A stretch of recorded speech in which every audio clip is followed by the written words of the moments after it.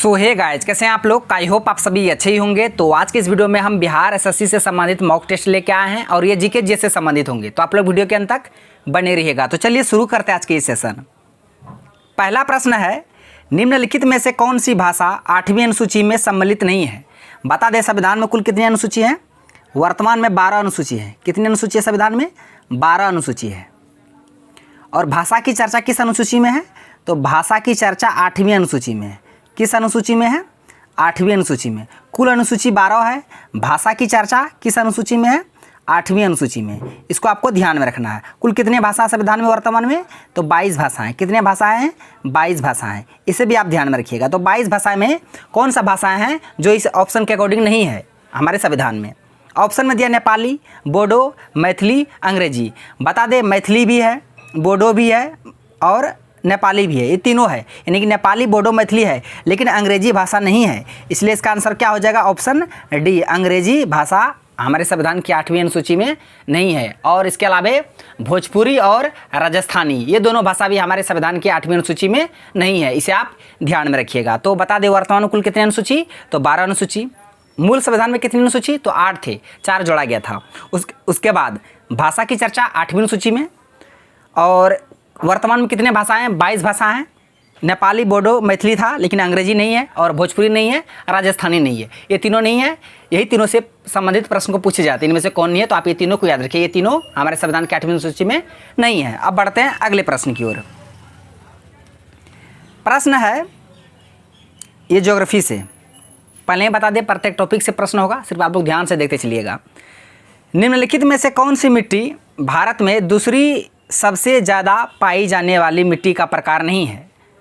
मिट्टी भारत में सबसे अधिक कौन सी मिट्टी पाई जाती है? तो हम करम भी बता देते हैं। करम से आप याद रखिएगा, करम भी आजकल पूछा जाता है। जलोढ़, उसके बाद काली, उसके बाद लाल, उसके बाद लेटेराइट। लेटेराइट तो ये उसके बाद फिर आ जाएगा और सब मिट्टी। तो इसमें से आप ऊपर का 4 ही याद रखिएगा। पहला जलोढ़, ये कितना पाया जाता है? तो ये 45.6% पाया जाता है। उसके बाद दूसरा नंबर पे काली मृदा, ये 16.6% पाया जाता है। और लाल मृदा 10.6%। और इसके अलावा लेटेराइट मृदा ये पाया जाता है 6.8%। ठीक है, तो ये चारों को ऊपर से क्रम याद रखिएगा। चारों को क्रम से पूछा जाता है। यहाँ पूछा जाता है कि दूसरा सबसे अधिक। पहला तो जलोढ़ हो जाएगा, दूसरा क्या हो जाएगा? काली हो जाएगा। तो यहाँ जलोढ़ नहीं होगा, जलोढ़ पहला होगा। लेटेराइट भी नहीं होगा, लाल भी नहीं होगा। इसका आंसर ऑप्शन बी हो जाएगा। काली मिट्टी भारत में दूसरी सबसे ज़्यादा पाई जाने वाली मिट्टी है, याद रखिएगा। और काली मिट्टी का दूसरा नाम रेगुर मृदा है। इसे आप याद रखिए। इसे काली कपासी मृदा भी कहा जाता है, क्योंकि कपास की खेती सबसे अधिक किस मिट्टी में होता है? तो काली मृदा में होता है। तो इसे याद रखिएगा। अब बढ़ते हैं अगले प्रश्न की ओर। प्रश्न है ये ज्योग्राफी से कि 10 डिग्री चैनल किसके बीच पाया जाता है? हम लोग याद करते क्या? 10 डिग्री चैनल। 10 डिग्री चैनल हम लोग इसमें याद करते हैं अंडमान और निकोबार को जोड़ता है। 10 डिग्री चैनल किसको जोड़ता है? अंडमान और निकोबार को जोड़ता है। लेकिन यहाँ प्रश्न में तो अंडमान और निकोबार दिया नहीं है। प्रश्न में क्या दिया हुआ है? प्रश्न में दिया है उत्तरी अंडमान, मध्य अंडमान, दक्षिणी Andaman, little Andaman. Little Andaman, car Nicobar, car Nicobar, great Nicobar, ऐसे करके ऑप्शन दिया। तो सारे स्टूडेंट ऐसे करके याद करके जाता है। अंडमान को निकोबार से जोड़ता है 10 डिग्री चैनल। लेकिन यहाँ पूछ दिया, देखिए उसके अंदर वाला भी पार्ट। अंडमान में भी बहुत सारा पार्ट है। उत्तरी अंडमान, मध्य अंडमान, लघु अंडमान, दक्षिणी अंडमान, है ना। तो उसके याद रखिए। इसी तरह निकोबार में भी कार निकोबार, ग्रेट निकोबार। तो आप इसे सटीक से याद रखिएगा। ये जोड़ता है लिटिल अंडमान को कार निकोबार से। तो 10 डिग्री चैनल किसको जोड़ता है? वैसे तो याद रखिएगा अंडमान और निकोबार को जोड़ता है, लेकिन अंडमान में भी कौन सा अंडमान? तो लिटिल अंडमान। निकोबार में भी कौन सा निकोबार? तो कार निकोबार। तो लिटिल अंडमान को कार निकोबार से जोड़ता है 10 डिग्री चैनल। इसको आप याद रखिएगा। प्रश्न है बांध से संबंधित। निम्नलिखित में से कौन सा बांध नर्मदा नदी पर बनाया गया है? नर्मदा नदी पर कौन सा बांध बनाया गया? चारों में से आपको बताना है। सरदार सरोवर बांध, ये नर्मदा नदी पर है। इसके बाद भाखड़ा नंगल बांध, ये सतलज नदी पर है। सतलज नदी पर। नागार्जुन, ये कृष्णा नदी पर है। नागार्जुन कृष्णा नदी पर है। और हीराकुंड महानदी पर है। हीराकुंड महानदी पर है। तो चारों को याद रखिएगा। यहाँ प्रश्न पूछा गया था नर्मदा नदी पर, तो इसका आंसर ऑप्शन ए हो जाएगा। सरदार सरोवर बांध नर्मदा नदी पर है। अगर पूछता भाखड़ा तो सतलज, नागार्जुन कृष्णा और महानदी हीराकुंड। प्रश्न ये हिस्ट्री से है। आगरा में मोती मस्जिद किस मुगल शासक से संबंधित है? आगरा में मोती मस्जिद, देखिए प्रश्न पूछेगा आगरा में 3 जगह है, तीनों जगह हम लिखा देते हैं, आप कंफ्यूज हो जाइएगा। एक है आगरा में मोती मस्जिद, एक लाहौर में है और एक दिल्ली में है। दिल्ली में है लाल किला परिसर में मोती मस्जिद का निर्माण औरंगजेब ने कराया था, दिल्ली में औरंगजेब ने, लाहौर में जहांगीर ने और आगरा में शाहजहां ने। यहाँ पे तीनों याद रखिएगा, तीनों जगह मोती मस्जिद है। बहुत सारे स्टूडेंट कंफ्यूज कर जाता, बहुत सारे स्टूडेंट याद करता सिर्फ औरंगजेब ने बनाया था मोती मस्जिद, नहीं। प्रश्न पूछेगा कि आगरा में मोती मस्जिद का निर्माण किसने करा था, तो शाहजहां ने। अगर पूछेगा लाहौर में मोती मस्जिद का निर्माण किसने करा था, तो जहांगीर ने। प्रश्न पूछेगा कि दिल्ली में लाल किला परिसर में मोती मस्जिद का निर्माण किसने करा था, तो औरंगजेब ने। ये तीनों को याद रखिएगा। प्रश्न पूछेगा था आगरा में, तो आगरा में कौन क्या था, शाहजहां। इसका आंसर ऑप्शन डी हो जाएगा, शाहजहां। अगर पूछता दिल्ली में तो औरंगजेब, लाहौर में जहांगीर। आप इसे याद रखिएगा, ये कन्फ्यूज वाला पॉइंट है, इसे ध्यान में रखिएगा, कन्फ्यूजन वाला पॉइंट है।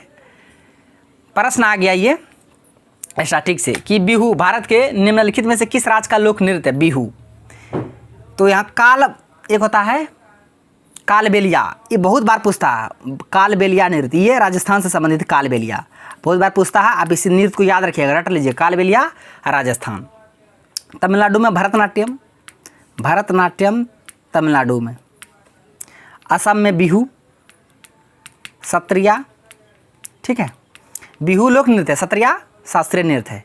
उत्तर प्रदेश में क्या हो जाएगा, चिरकुला,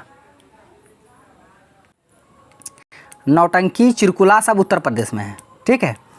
तो यहाँ पूछा गया था बिहू असम में, इसका आंसर ऑप्शन सी हो जाएगा।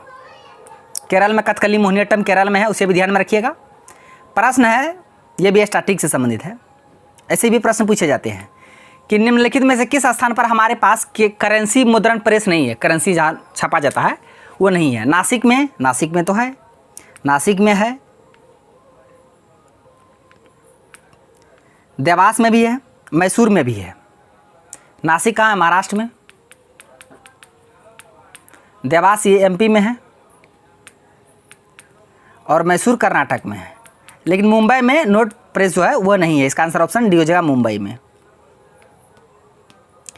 प्रश्न है ये कैपिटल, कंट्री कैपिटल से, बोले ना प्रत्येक टॉपिक से होगा। अगर सेशन अच्छा लग रहा तो लाइक भी कर दीजिएगा। प्रश्न, वियना किसकी राजधानी है, रूस का राजधानी क्या है, मास्को, पता है रूस का क्या है, मास्को। इसका आंसर ऑप्शन ए हो जाएगा, ऑस्ट्रिया, ऑस्ट्रिया की राजधानी वियना, ऑस्ट्रिया की राजधानी वियना, इसको आप ध्यान में रखिएगा।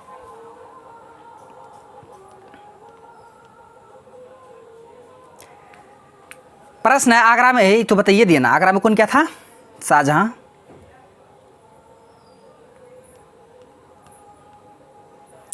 प्रश्न है क्रोमाइट सुने होंगे।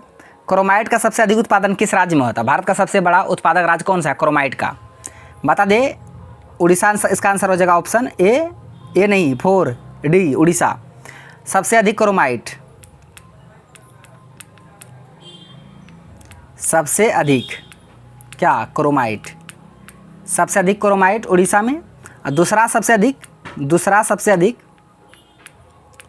सबसे अधिक क्रोमाइट का उत्पादन कर्नाटक में, सबसे अधिक उड़ीसा, दूसरा कर्नाटक में। यहाँ पहला पूछा था, इसका आंसर ऑप्शन डी हो जाएगा, उड़ीसा।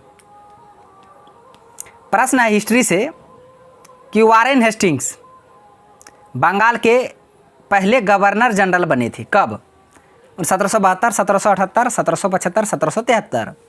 बता दे बंगाल का प्रथम गवर्नर जनरल, बंगाल का पहला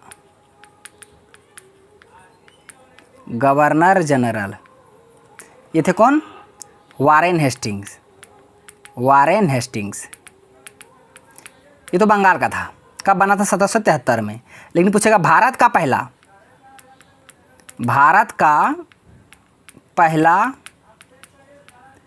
गवर्नर जनरल कौन था भारत का, तो ये था लॉर्ड विलियम बेंटिक। ये भारत का पहला गवर्नर जनरल था, इसको आप ध्यान में रखिएगा। एक बना था कब, 1833 के चार्टर्ड एक्ट के तहत, ठीक है। और ये वारेन हेस्टिंग बने थे 1773 के चार्टर्ड एक्ट के तहत। प्रश्न ये फिजिक्स से है, देख रहे हैं, static, history, geography, physics. 15 kg द्रव्यमान की एक वस्तु 4 मीटर पर सेकंड के एक समान वेग से गति कर रही है, तो वस्तु की गतिज ऊर्जा, तो गतिज ऊर्जा का फॉर्मूला क्या होता है, half M V square, half M V square. तो हाफ एम के जगह क्या रखेंगे 15 kg गुना भी कितना है 4, तो 4 का स्क्वायर 16 हो जाएगा, 4 गुना 4, 2 से 4 2 बार में, 4 दूना 8, 15 8 120, 120 जूल होगा इसका आंसर, ऑप्शन डी 120 जूल। तो फॉर्मूला आप याद रखिए, काइनेटिक एनर्जी का क्या फॉर्मूला होता है हाफ एम वी स्क्वायर, और स्थितिक ऊर्जा क्या होता है पोटेंशियल एनर्जी mgh, दोनों को याद रखिएगा। प्रश्न ये भी साइंस से है। सुस्पष्ट दृष्टि की न्यूनतम दूरी कितनी है? अगर पूछता कि कोई भी मनुष्य साफ साफ फरेज न्यूनतम दूरी क्या है, स्पष्ट न्यूनतम दूरी, तो 25 सेंटीमीटर। कितना है 25 सेंटीमीटर। और अधिकतम कितना दूरी है साफ साफ मनुष्य देख सकता है अधिकतम दूरी, तो अधिकतम पूछेगा तो अनंत, इन्फिनिट, अधिकतम अनंत, न्यूनतम 25 सेंटीमीटर। आप देखिए ऑप्शन में 25 सेंटीमीटर कहीं दिया हुआ है, कहीं भी 25 सेंटीमीटर नहीं है। अब क्या कीजिएगा, यहाँ ऑप्शन में दिया 20.5, ये तो होगा नहीं, 25 मीटर, मीटर में नहीं होगा, 25 इंच, इंच में भी नहीं होगा, बच गया क्या 250 मिलीमीटर, यही होगा 250 मिमी, इसका आंसर ऑप्शन सी हो गया। आप बोलेगा ये कैसे हो गया, तो याद रखिएगा 1 सेंटीमीटर बराबर होता है, 1 सेंटीमीटर बराबर होता है 10 mm, 10 mm। तो यहाँ कितना सेंटीमीटर 25 सेंटीमीटर चाहिए, तो 25 सेंटीमीटर को क्या करेंगे 10 से गुना कर देंगे, तो 250 mm होगा ना, बस यहाँ देखिए mm में तोड़ दिया है, सेंटीमीटर में नहीं दिया है, देखिए कितना थोड़ा दिमाग लगा गया एग्जामिनर। तो याद रखिए इसका आंसर ऑप्शन सी होगा। कैसे होगा अब आपको बता दिया, आप इसे याद रखिएगा। प्रश्न है ये इकोनॉमिक्स से, देख रहे हैं प्रश्न, 11वीं पंचवर्षीय योजना को कब समाप्त किया गया था? 11वीं पंचवर्षीय ने अवधि बताना है, तो ये 11वीं पंचवर्षीय योजना, 11वीं पंचवर्षीय योजना का अवधि था 2007 से लेकर 12 तक, और 12वीं पंचवर्षीय योजना की अवधि, 12वीं पंचवर्षीय योजना की अवधि था 2012 से लेकर 2017। तो यहाँ 11वीं कब खत्म हुआ था, समाप्त कब हुआ था वो बताना था। समाप्त शुरू हुआ था 7 में, खत्म हुआ था 2012 में, तो इसका आंसर ऑप्शन डी हो जाएगा, 2012 में समाप्त हुआ था। तो फ्रेंड्स आज का प्रश्न बस यहीं तक था। अब मिलेंगे नेक्स्ट वीडियो में नेक्स्ट टॉपिक के साथ, तब तक के लिए जय हिंद।